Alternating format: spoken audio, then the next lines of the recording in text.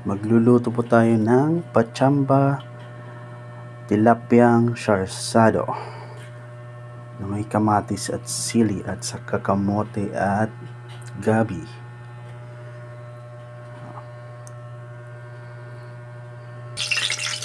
Yan. Ito muna natin ang mantika at saka bawang. Huwag na natin prituhin yung isda. Natatagal na lang tayo maluto.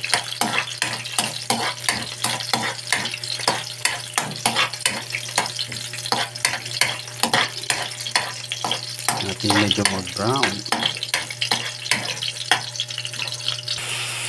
Ilagay na natin lahat ng ricado.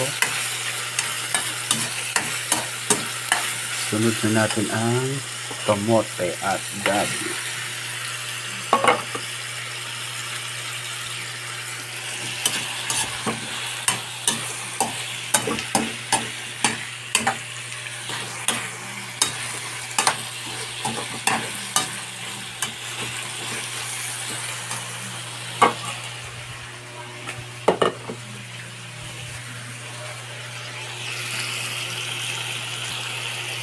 Paluin natin ng konti.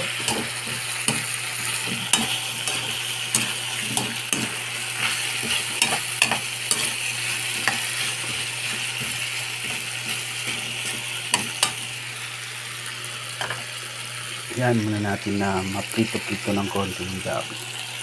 Pakalasa-lasa natin ng medyo crispy konti. Hindi, lasang yun nga, konti na lang maluluto na to. Baliktarin natin para maluto naman masyado yung sa ilalim.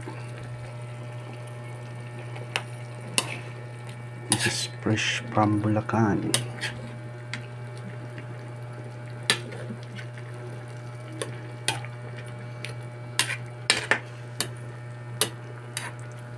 Tignan nga natin ang lasa.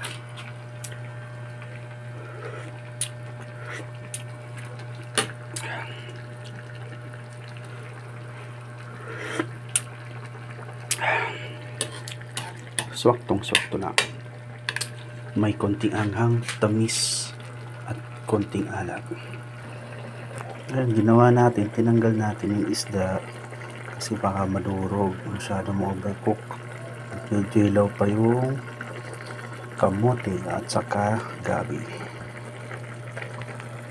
Kulan muna natin ng 2 to 3 minutes. At ito nga, luto na ang ating sarsadong pachamba tilapia with kamote and gabi. Kain na na!